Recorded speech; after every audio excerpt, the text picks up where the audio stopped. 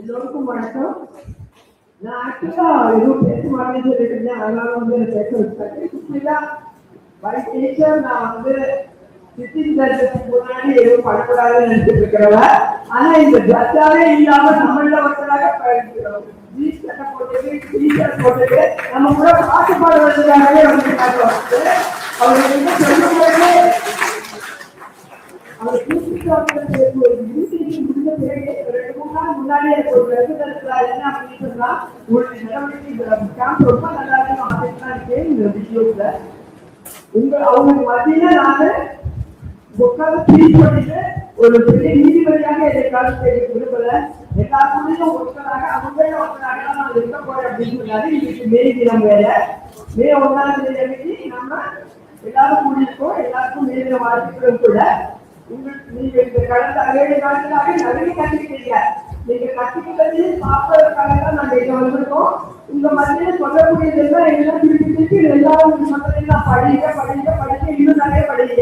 எவ்வளவு நிறைய நம்ம படிக்கிறோமோ அவ்வளவு நிறைய நம்மளும் முன்னேறி பண்ணலாம்.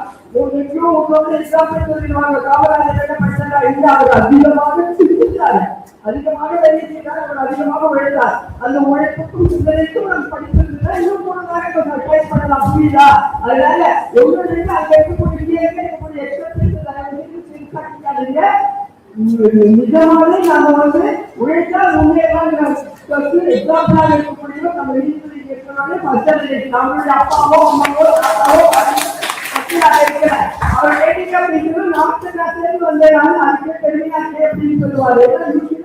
மெட்ராஸை பொறுத்த வரைக்கும் சென்னையை பொறுத்த வரைக்கும் சோசியல் அதிக படித்தவர்களாகவும் பண்புள்ளவர்களாகவும் காட்டப்படுவார்கள். மாற்றுத்தாட்சியர்கள் வந்து உழைக்கும் வர்க்கங்களோட பார்ப்பாங்க. இன்னைக்கு வந்து உழைக்கும் நேரத்தில் நம்ம வந்திருக்கோம். அந்த இன்னைக்கு கூடியிருக்கோம். அதுவும் கூட வந்து முக்கியத்துவமாக நான் பார்க்கிறேன். நான் இதுக்கு மேல எங்களுக்கு சாதிக்கிறோம். எல்லாருக்கும் இந்த வந்திருக்கிற ஒவ்வொருவருக்கும் நன்றி.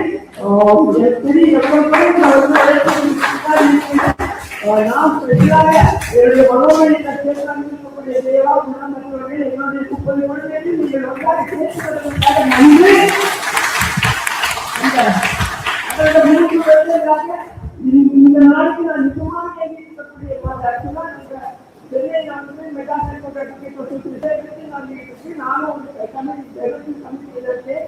நேற்று பாதி போன் பண்ணும்போது நான் ஓடி போயிருப்பேன். நான் வெட்டப்படுறது இங்கதான் என்னுடைய மனம் இங்கதான் உங்களுடன் இருப்பது எனக்கு சுத்தமாக ஒரு சந்தோஷம். இது மாதிரி இப்போ இருக்கக்கூடிய இல்லாம இதாவது பல வழி நம்ம முன்னேறவும் நான் நினைக்கிறேன். நான் பாடத்துக்கு ரொம்ப நன்றி.